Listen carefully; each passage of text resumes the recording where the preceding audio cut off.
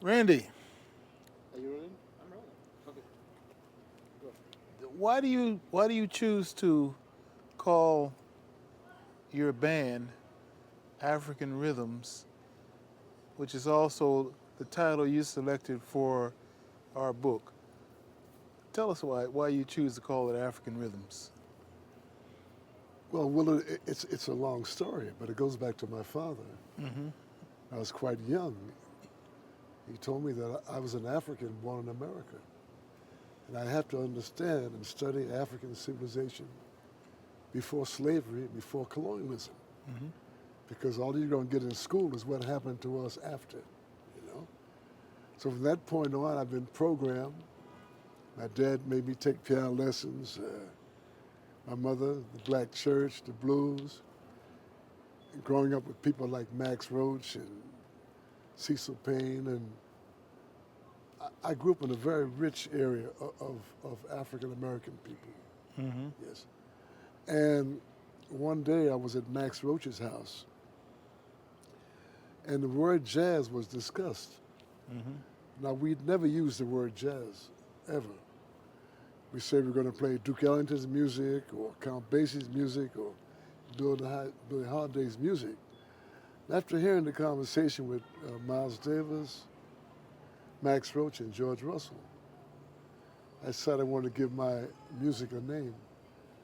And that's why I call it African Rhythms, because it is the contribution of African people in the United States. Mm-hmm. Well, you could say African Rhythm is about so many different kinds of music, you know? But you chose that specifically to describe not only your music, but your ensembles. And that all stemmed from that time, that period growing up.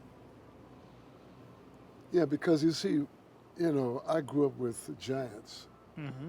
giants. I mean, and all these brothers were African Americans, Mm-hmm. great drummers, saxophone players, trombone players, trumpet players, singers. I said, wait a minute, these are all African people here. Where did that come from? It came from the motherland. So everything I do is Africa because I'm an African man. Mm-hmm. When I touch the piano, it is no longer a European instrument, it's an African instrument because the spirituality of my sisters, my ancestors, I'm sorry, go into that piano. Mm-hmm. And growing up, I always used to watch our people because my dad, being from the Caribbean, Panama and Jamaica, my mother being from Virginia, I'm born in Brooklyn, New York, and they were different, but they were similar.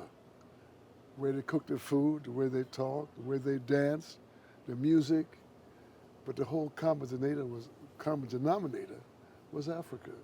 And I think I love my people, I love my ancestors, and Africa has not been recognized. The truth of African civilization has not been recognized up until today. So for me, growing up with such royalty, in my way, I take my music to tell the story of our elders, of our ancestors, and how much we've created, how much we've given to the world in civilization, and in particular music. Where do you suppose your father became so interested in his African heritage and in African culture? Because uh, he himself didn't get a chance to travel to Africa until you encouraged it. So where did he get it? Well, the Jamaican heritage, the Mm-hmm. Maroons. My dad is a descendant of Maroons. Mm-hmm. They were great fighters. They never surrendered to the English. Plus, he was a believer of Marcus Garvey. Marcus Garvey made a tremendous impact about Africa, and Marcus Garvey would say, like, rise up, you mighty race. And I never could understand how we could be a mighty race when we always seem to be on the bottom Mm-hmm. of everything. But Dad, he spent time reading. He had many books written by historians from the Caribbean, from the United States, told the truth about Africa. You know. And the great writer, Robin Kelly, did some research, and he found out when my father came from Panama to Cuba, and when he arrived here on the immigration form, he had African Spanish, you see. So my dad, he loved Africa with a passion to the point he would talk to anybody about Africa. He would talk to the kids in the street about Africa. So I was really programmed at a very early age. Well, you know, I asked that question about him and about you as well because your father, definitely, and you as well, came along at a time when African Americans didn't necessarily want to express their Africanness or their interest in African culture because many African Americans had been programmed in such a way as to not feel that sense of pride. So although you talk about growing up amongst a lot of great African Americans, that kind of pride, that kind of cultural pride, wasn't necessarily widespread during the time when your father was coming along and you were coming along as well. So, you know, I'm just curious as to, you know, what was it that made your upbringing so different from so many others? Well, you see, the further we go back, our ancestors were close to Africa. You know, we've only been in America about 400 years, which is nothing in time. So my grandfather, my grandmother, who I never met, they thought as Africans. They survived as Africans. My father and mother, they survived that way because they had to go through slavery, through racism, through omission, you name it, you know. But it was a kind of a situation wherein people like Ellington, people like U.B. Blake, James Reese Europe, they were very much in tune with Africa, you see? And what happened in the 20s and 30s and 40s, Dizzy wrote music about ancient Africa. He wrote music about Kush in the 40s. So it was there. But when integration took place, then we got cut off from the motherland. But before that, had some powerful thinkers. Paul Robeson had a tremendous collection of African music. Count Basie, he recorded with Joe Louis a song called King Joe.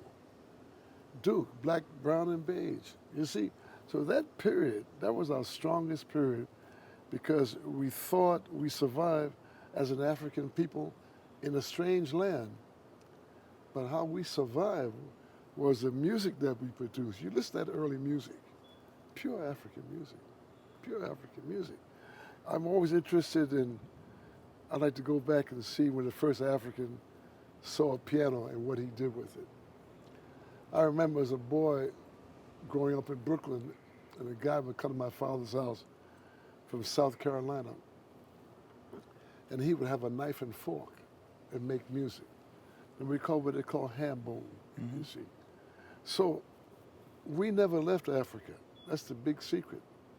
And today, you watch our people, the way we walk, the way we talk, the way we argue, the way we cook our food, is Africa. Well, and I learned that from Duke Ellington because Duke, when I had a chance to talk to him, he said, one of the reasons for my creativity, I watch African people, watch what we do. And when I went to the continent, I found out we never left Africa, but we don't realize it here, you see, because we've been cut off deliberately from the school system, from Hollywood, from the media. The media today is worse than ever. During the time of segregation, we had black movies, black film, black ballrooms. So when I was a kid, I could go to a black theater and see a short on Bessie Smith. I could see a short on Count Basie. Nat King Cole had his own show. Hazel Scott had her own show. You see, that was a time when we knew our culture. And the rest of the world recognized our culture. You see? But with integration, slowly but surely, we got away from mom and pop and grandma and grandpa, going back to the ancestors. And for me, it's vital that we go back because they had the secrets to survive. Now, you mentioned something interesting a few moments ago. You said that the piano, which is known as a European invention or a European construct, although we know there were antecedents in Africa. You said that when you sit down at the piano, it's no longer a European instrument. It's now an African instrument. So let's talk about that, but then let's also talk about the fact that when you play the piano, you don't play the piano in, the positioning of your hands, your fingers, is not the same as the classical European training as far as playing the piano. When you play the piano, it's almost like you're playing a drum. Talk about that. Well, all the giants played like that. Mm-hmm. Errol Gardner, Duke Ellington, they all played the piano like that because African music is older than Europe. We were making music thousands of years before Europe ever existed. Mm-hmm. You see, and the Moors were the ones who brought music into Europe, you see. So when I say that, what I mean is everything I touch is African because I'm an African man. Mm-hmm. And I survived because my mother and father taught me that. So whatever I do, it's an African expression. If I touch the piano, that piano becomes an African instrument because music is spirit. Africa is spirit, you see. Not something that you can use logic. It's something more deep than what we call logic. It's more deep. It's a spiritual thing, you see. And it's true of our people. You watch the way we walk. You watch the black people when they walk, the way we talk, the way we eat our food, the way we cook, the way we dance. We don't do it like other people on the planet because we never left Africa. And for me, our music in the United States, our music in Brazil and Cuba, Venezuela, Puerto Rico, Jamaica, Trinidad, you name it all, is simply for me an extension of African civilization. Since Africa created civilization, that wherever our people were taken, wherever we came in contact with, whether it was a bottle or a table or a washboard or a rubber band or this way or with the feet, we never left Africa because the Egyptians have a word for that they call turath, which means ancestral memory. Mm-hmm. And a man like John Henry Clark said that what happened 10,000 years ago can affect what happens today, can affect what happens tomorrow. Because he said history is a current event, you see. And so therefore, I think so important, not only for African people, but for the whole planet, to know something about the planet Earth, know something about this planet. And you cannot know the history of this planet if you don't know the history of Africa.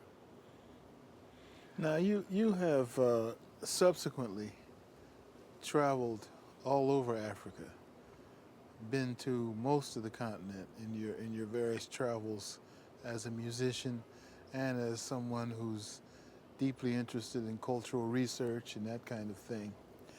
And you had this rich upbringing that you described in Brooklyn, and your father, his influence as far as books and as far as influencing your way of thinking as an African born in America. All this transpired many years before you finally made it to the continent. You finally made your first trip to the continent in 1961. How were your initial travels to Africa? How did that confirm the things that you had already known and learned? Well, my first trip to Africa was 1961. There were 29 of us. Mm-hmm. I took Booker Irvin on tenor saxophone, Scobie Stroman on drums. Lionel Hampton had 8 members of his band. Babatunde Olatunji came back to Nigeria to come back with us. We had Jeffrey Holder from Trinidad, Brock Peters. We had 2 dancers for the Savoy Ballroom. We had Langston Hughes. It was a powerful group, you know. And the plane landed about 11 o'clock at night. And the doors of the plane opened up and you could smell the air of West Africa. West Africa is a certain aroma. And this was Lagos. Lagos. Right. And I arrived. Mm-hmm. And they must have had about 50 drummers. Mm-hmm. When we got, and myself and Jeffrey and Brock Peters, we were the tallest. I don't know why we came out first. We were the tallest, you know. We came out, you know. And a young Nigerian ran up to me and he said, well, so you finally decided to come back home. He said, you've been gone 400 years. And tears came to my eyes. And then I realized I never left. Mm-hmm. I never left Africa. Because, as I said before, it's the ancestral spirits. And you can be anywhere on the planet and be touched by the spirits of the ancestors, you know. But you have to love them. You have to deeply love them. And I think if that's true, then they will guide you. Because many things happen to me I could never explain. Things I get credit for, I could never tell you how it happened.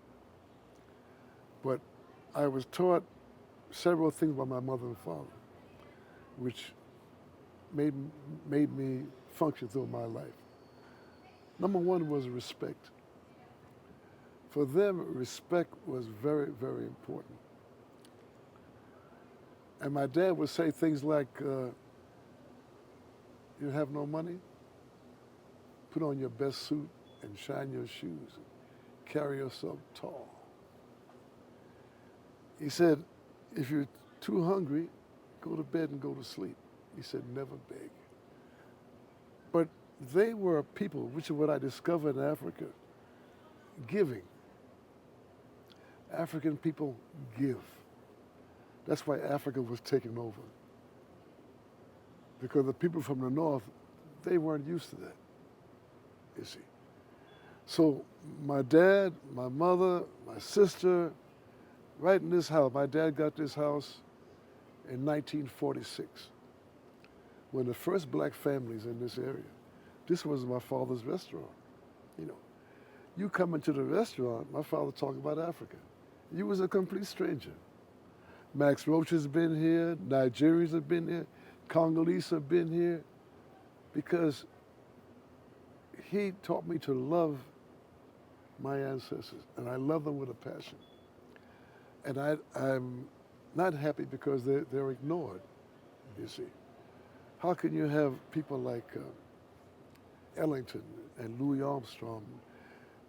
They weren't just playing great music. They served the African-American community. They gave us hope when we didn't have hope.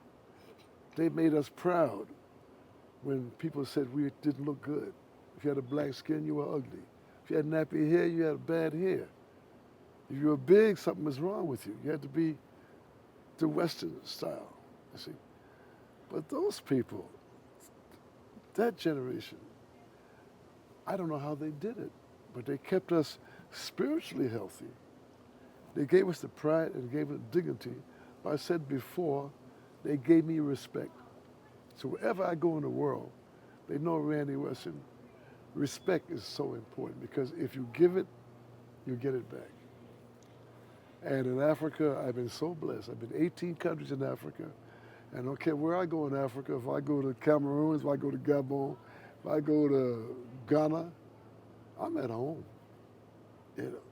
Now that first, nobody said, well, I'm at home. that first trip in '61, Yeah. you know, if you told people that you traveled to Africa, your first trip was in 1961, they probably automatically think, well, he probably went over there to tour and to play music. But that wasn't quite the case. What was the mission of that first trip with all those dignitaries? Well, it was called the American Society of African Culture. they were based in the 40s, and they were bringing over like painters from Ethiopia, like someone like Felix Sawande from Nigeria, like Babatunde Olatunji, like different people from the continent would come and give lectures Come to the U.S. and to come to New York, right? Uh-huh. Then they set up a base in Lagos. And so the whole purpose was for us to know each other.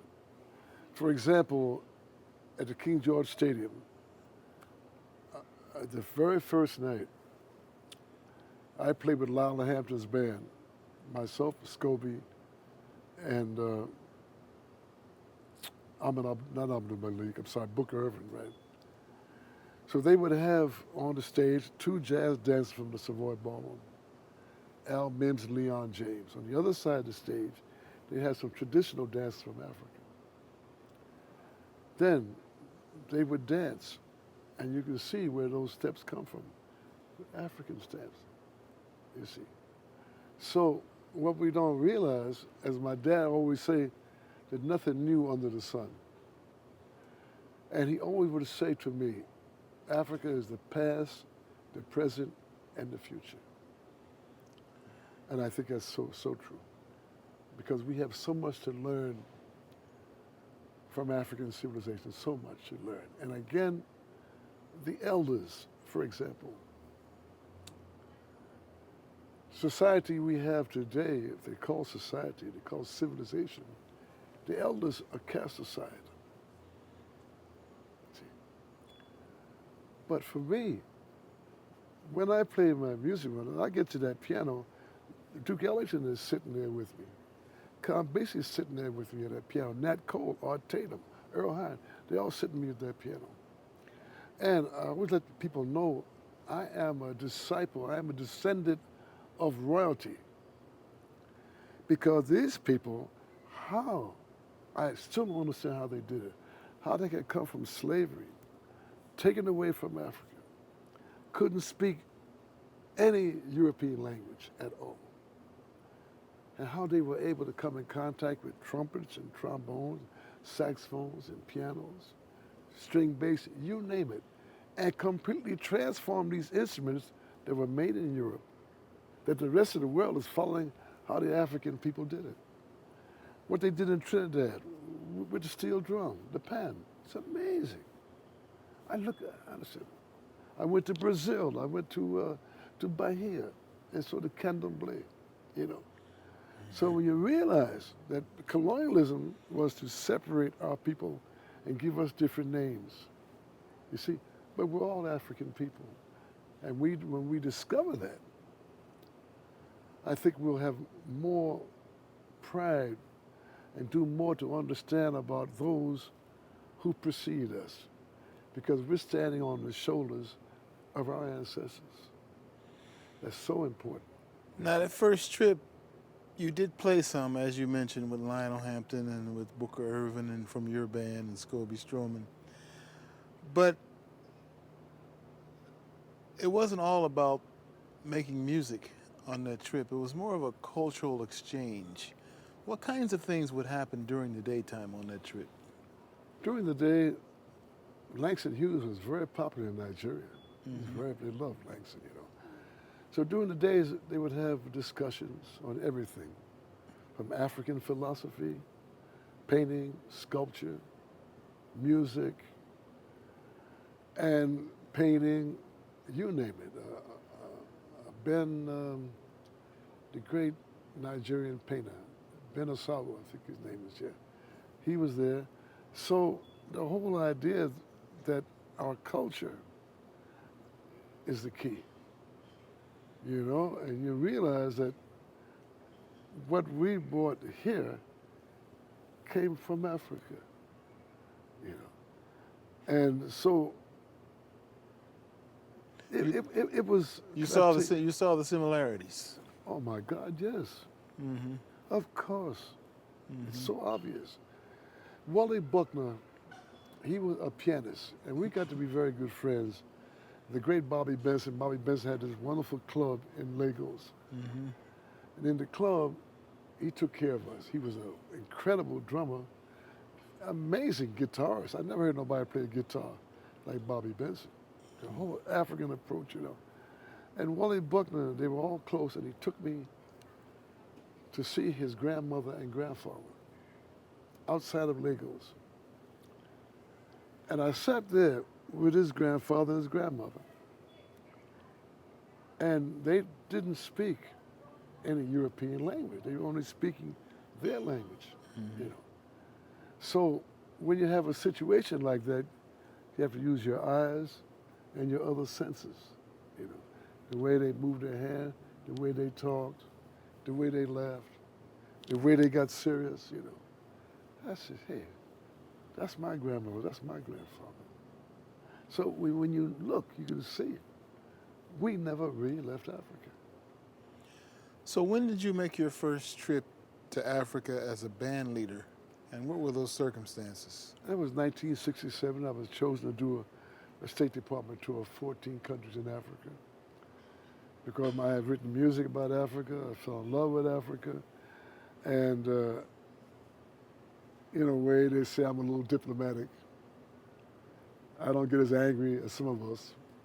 I am angry, but it doesn't come out that way. But I did this wonderful tour. I had Clifford Jordan on tenor saxophone. I had Ray Copeland on trumpet, Chief Bay on African drum, Ed Blackwell on jazz drums, Bill Wood on bass, and I took my son, 15 years old, Azadine. And we did the history of jazz, which I had learned from Marshall Stearns in the Berkshires, which meant we started with Africa, then we go to the Caribbean, then we go to the Black church, then we do the 20s, the 30s, the 40s, the 50s, the 60s, the 70s. And Chief Bay would sing some of the songs of Ma Rainey, of the blues period, and whatnot. Spirituals, when the saints go marching in. But when we got to the end, that's when I wrote the African cookbook. So the whole purpose to tour was several things from me. Gave me an opportunity to take my music that I wrote about Africa, but it's not complete until the African people, they like the music. We were very successful, but I made a point of saying to all the African audiences, I says, this is your music. I said, you may not recognize it because your people have been taken away from the continent and come in contact with other cultures. And what would be their response when you would say that? We got a tremendous response. Musically, we got a tremendous response. But I want to let them know, this is your music. You may not understand it. I didn't understand bebop when I first heard it. I first heard Charlie Parker and Dizzy. I said, what kind of music is that, you know?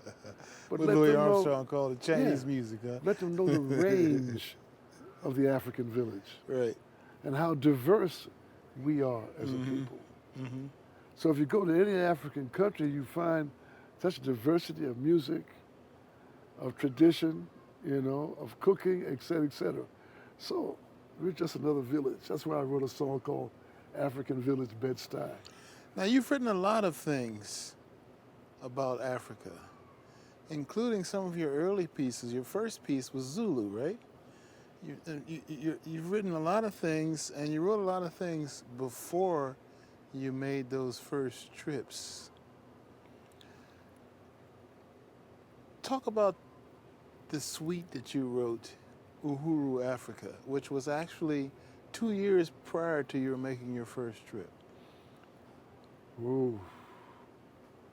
Well, I was fortunate to hear Melvin Liston playing trombone with Dizzy Gillespie's orchestra.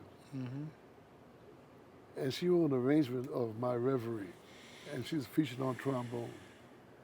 And I looked at her, and I just felt some kind of a magic. I introduced myself to her because I was playing trio at that time. And she eventually moved to New York, and we did a recording called Seven Waltzes for Children. And she wrote beautiful arrangements, you know. But underneath it all, I wanted to create a work of music to show that African people, we are a global people. We speak many different languages. We're in many different parts of the planet Earth. but we had that African identity. It's there. So I composed a suite of 4 movements. Uhuru Kwanzaa meant freedom first. I got Langston Hughes to write the words for the freedom poem. And I also asked Langston Hughes to write words for a song I called African Lady. Because the African woman is not given credit. And she's always been in the background. Our mothers, our daughters, our grandmothers, our sisters, our wives, etc. So I wanted a piece to celebrate the African woman. The 3rd piece was called Bantu.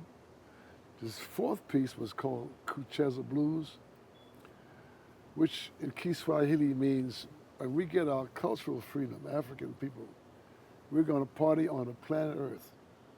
The bossa nova, the samba, the calypso, the black church, the reggae, the hip hop, we're all going to come together and have one big party, you know. But to do this work, I wanted to use an African language because as a boy, I was always upset with the Tarzan movies and always upset how African people were always servants or slaves or had no language and whatnot. So at this time, in 1960, I went to the United Nations. I met a man from Tanzania. His name was Tutemeke Sanga. And he took Langston's freedom poem and translated it into Kiswahili. Because I wanted to have an African language, you know.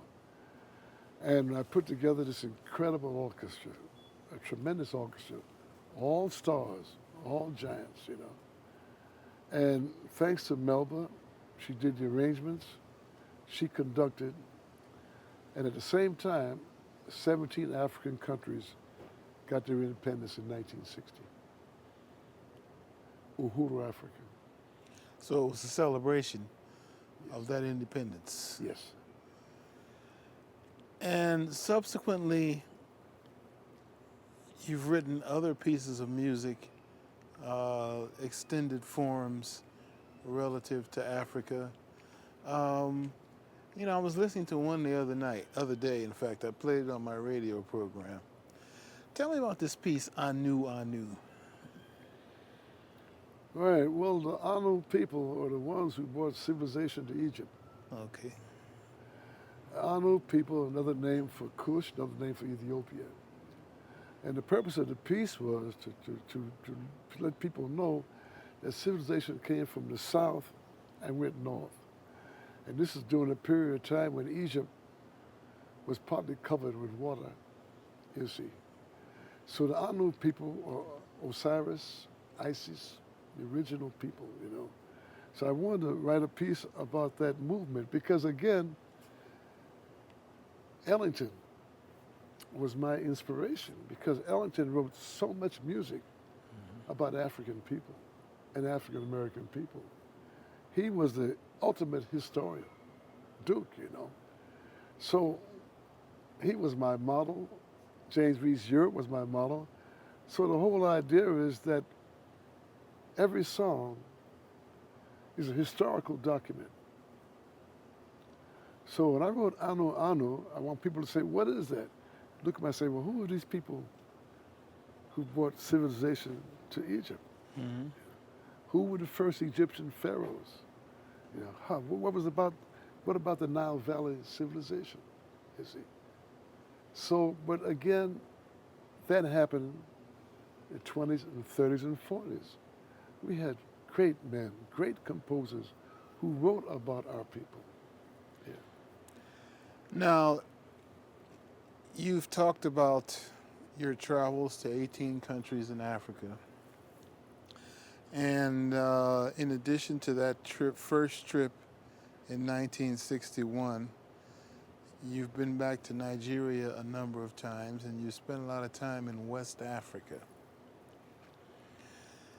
But when it came time for you to make the pilgrimage and actually live in Africa, you wound up in North Africa.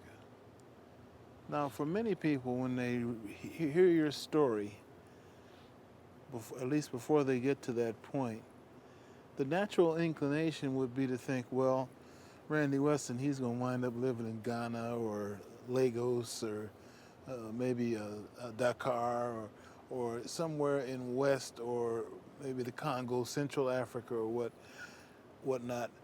But you wound up in Morocco. How did that happen? Well, the Creator made that arrangement. I wanted to live in Africa because when I came back after the tour, all the pop music came. Music was coming from England, coming from Europe. And all of a sudden, our great composers were completely ignored, you know. And so I wanted to live in Africa because I wanted to be close to the traditional music, for one. And so on the tour, Morocco was the very last country. The very last concert was in Rabat. I'll never forget that concert because Ed Blackwell took a drum solo. It was unbelievable, you know. I came back to New York. I had not decided what country. Ideally, it would have been Nigeria, but the Biafra War made me not want to go to Nigeria at that particular time. But 1 month later, I got letters from Morocco saying the Moroccan people are completely crazy about your music. They want you to come back. So Morocco chose me. When I went to Morocco, I discovered the richness of traditional music in Morocco. And in particular, the Ganawa people, the black people of Morocco, who originally come from Africa south of the Sahara Desert, who were taken as slaves and soldiers to Morocco. And like us, produce a very powerful spiritual music, you know. So when I heard their music, I heard what we do. And especially the instrument they call the hajouj or the gimri. When I first heard this instrument, I heard the great Jimmy Blanton, who played the string bass with Duke Ellington's orchestra. Because before that, the string bass in Europe was used with the bow or pizzicato. And when the band stopped using the tuba, they started using the bass, but the bass was just used like a tuba. Boom, boom, boom, boom, boom, boom, boom, boom, boom, boom, boom, boom, boom, boom. But when I heard Blanton play these melodic figures on the bass, when I heard Ganawa music, I said, that's Africa. And my interest grew and grew and grew and grew to understand more about African music. And I discovered that African music is as old as Africa itself. The whole concept of music came from Africa. What is it about the Ganawa people that touched you? I heard the blues, I heard the jazz, I heard the black church, all in one. And it made me realize that we are just an extension of African civilization. And what we have has been passed down to us thousands of years of creativity, thousands of years of music, and how we were taken away and mixed up so we couldn't talk to each other. But we had one language, we had music. And how in early times in America, during time of slavery, how we communicated through sound, how the early blues players would play certain music as a language, because in Africa, you have the talking drum, it's a language, music, you know. So how do we develop a language? Because we couldn't speak the European languages, and they took us away from our traditional way of speaking. See? And so the Ganawa music, obviously it reached you deep inside, and there was something about it that connected with you. Talk about your first encounters with that music. Well, the first encounter was, I had a small apartment in Tangier. I was in Rabat when I first came back to Morocco. And I was influenced by Fela and Sonny Ade because they had their own clubs. Okay, I was in the business with my dad in Brooklyn in the restaurant because my dad's very independent, you know. So I wanted to open a place in Africa. But I moved to Tangier because I had my 2 children with me. They told me the best American school was in Tangier. I met a young man, he was Moroccan, he taught English at the American school. And he said, Mr. Weston, he said, I heard that you're interested in traditional music. Have you heard the Ganawa? I said, no, who are the Ganawa? So, 1967, he brought Abdullah El Gord. Now, I was very fortunate for 2 reasons. Abdullah El Gord, he worked for the Voice of America, so he could speak English. All the other Ganawa don't speak English, you know. Secondly, he was interested in the history of his people. Mm-hmm. So this man brought Abdullah to my house, my small apartment, and he started to play this instrument. And I heard the origin of what we do with the string bass. So that was the beginning. Mm-hmm. He introduced me to the elders. We recorded some of the Ganawa people who were in the 80s and 90s, how they had to walk the Sahara Desert, how they sang songs about Bambara, about Segu, about the ancient Mali, Songhai Empire. And it was our story. We were taken across the Atlantic Ocean. These brothers and sisters had to walk the Sahara Desert. But wherever we were taken, we enriched. Wherever we were taken, we enriched the culture. We enriched wherever we were taken, you see. So after that, I am Ganawa, without question. So now, when you first met the Gnawa, Abdullah, and others, it was as an observer. I'm sorry? When you first met the Gnawa, it was as an observer. It was a constant learning experience for you, but initially it was very much a learning experience. Subsequently, you have found a way to play your piano along with the Gnawa in a way that is not what some would think of as a typical fusion, because I don't think that's what you've tried to do, is have a fusion. But you've found a way to play and interact musically with the Gnawa. How did that evolve? How'd that happen? Love, deep love, and respect. Those 2 things take me all over the planet. Because they saw my love of Africa, they saw my love of my people. They felt that. Because you see, you know, when you're with these musicians, you don't have to say anything. They can feel. It's like being with Monk. You know, they check you out without the spoken word, you know. But they felt that I was truly interested in the culture. And I had no desire to disrespect the culture, no desire to come to Africa as an American teaching Africans what to do. Every time I go to Africa as a student. I go to traditional people today, I go as a student of music. Because traditional people in Africa, they create the environment of the continent itself. And the continent is the spiritual continent of the planet Earth, is Africa. There's no place on the planet like Africa. And so the music, if you go to Sahara, you're going to hear the music of the Sahara Desert. If you're going to go up to the mountains, you're going to hear the music of the mountains. You see, because the music captures Mother Africa herself. And that's why the music is so powerful and so spiritual. Because Africa is that way. And I'm sure Africa was that way before man ever arrived. You watch the animals, the insects, the birds, the plants, the wind, the Sahara, Mount Kilimanjaro.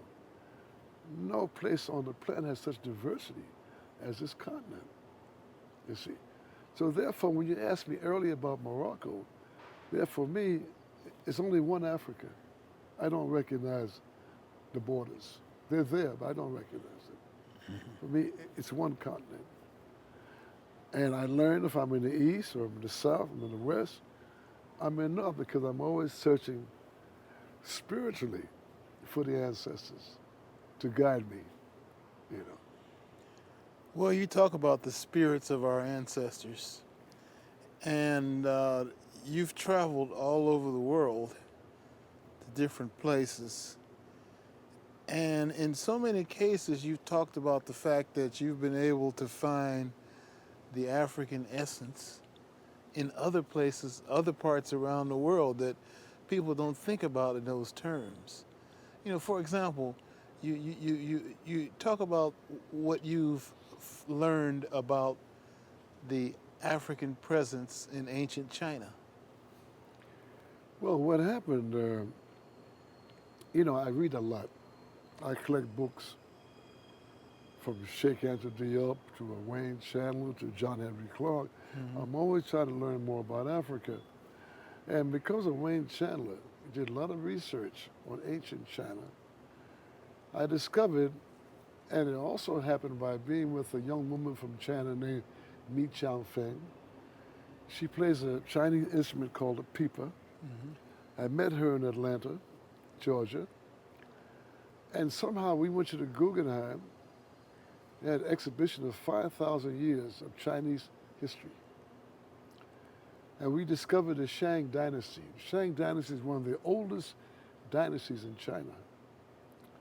A very important dynasty, and it was an African-Chinese dynasty. That's why on my recording Capera, you see it's a Chinese mask on the cover, but it's an African face, you see. Mm-hmm. So the point is this, that Africa and ancient China had much contact with each other. Mm-hmm. And Africa, being the beginning, African people migrated. They migrated to Europe, they migrated to Asia, they migrated. And as they migrated, they changed. But so I discovered that, and Ming and myself, we were very happy to record a piece together called The Shang. Now, I did research on the Shang. I did reading. I contacted a professor in Harvard University who specialized on these people. And some very interesting things about being a black dynasty, a black Chinese dynasty. Mm-hmm. Also, speaking about Asia, when I go to Japan, I play in Japan in the Shinto Shrine. Every time I go to Japan, I feel like I'm in Africa. Oh, what is it about Japan that makes you feel like you're in Africa? Spirit, Mm-hmm. ancestors, the way the people are, it's something that you can't put into words. But I feel Africa when I go to Japan, Mm-hmm. completely.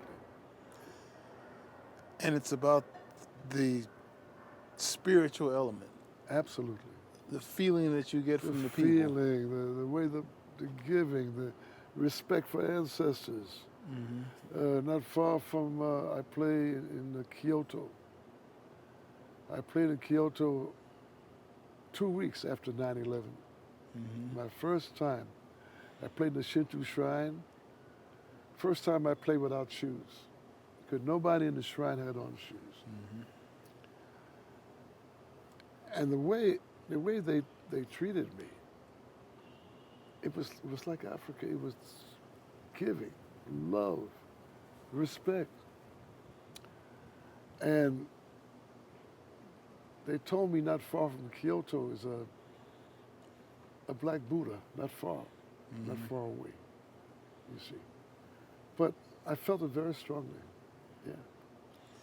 Now you've had a few humorous experiences in Africa. Tell us about a few of those. For example, tell us about that night at the shrine with Fela. Fela. Well, it was 1988. Yeah. In Nigeria, they gave me a prize Mm-hmm. as the best pianist in the world. Which I'm not, but they gave me the prize. I was very happy. Right. I went to Benin up north, and Ben Asawa made a beautiful statue for me out of bronze, Mm-hmm. elephant tusk and a drum underneath, you know. But this time I knew Fela because we played together in 1963 when he played trumpet. And so what happened that night, I went to the shrine and the place was packed with people, packed, you know. And Fela called me on the stage, you know. And they started playing the Afrobeat. And I went up to the org and I started playing, you know. Then afterwards, Fela grabbed my hand, introduced me to everybody. This is Randy Weston, da da da da da da da da da. But in the meanwhile, that military government, and he wouldn't let go of my hand, you know. But he was one of the most courageous human beings I've ever met in my life was Fela. He was amazing. Now you also had the story about when you visited Bobby Benson's club, Caban Bamboo, and you encountered a family of traditional musicians. Talk about that. Well, you know, you have to be around traditional music, I guess. You know, what happened, Bobby had this wonderful club called the Caban Bamboo. And the clubs in West Africa, they have a big circle. They have tables all around, and people dance in the circle, you know. Mm-hmm. And you see the high life. Mm-hmm. And that's where I discovered different Nigerian musicians. And so what happened, I was sitting down on a weekend, Bobby brought some traditional people to play. And the women had cloth, playing a rhythm on bolts of cloth, and a huge balafon. The whole family was playing the balafon. The music was so good, I left the table and ran a set with the traditional people. At a certain point, I felt myself leaving the planet. So I ran back, you know?